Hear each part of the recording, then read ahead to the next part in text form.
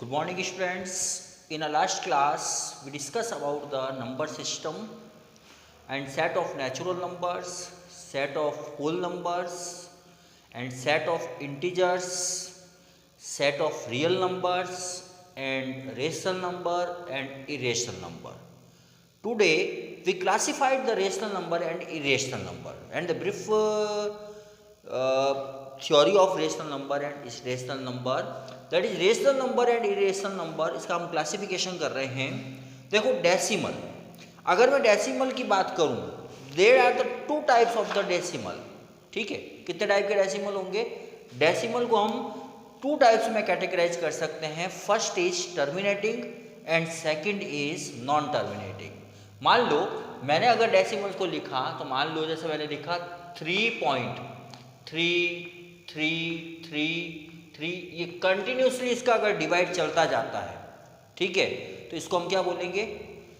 Non terminating. और suppose करो मैंने कोई भी वैल्यू को मैंने डिवाइड करना शुरू किया और वो यहाँ पर मान लो 3.25 हो जाने के बाद में इसका डिवाइड कंप्लीट हो जाता है, इसका रिमाइंडर अगर 0 आ जाता है तो इसको हम क्या बोलते हैं? Terminating.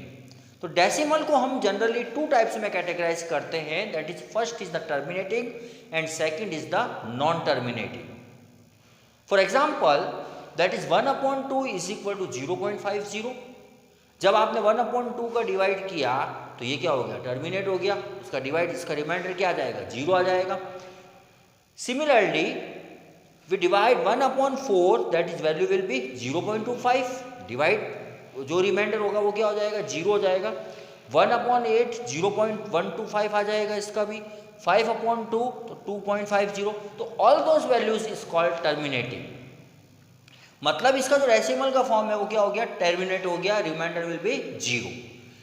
In the case of non terminating, ठीक है, there are the two types of the non terminating is the repeating and non repeating.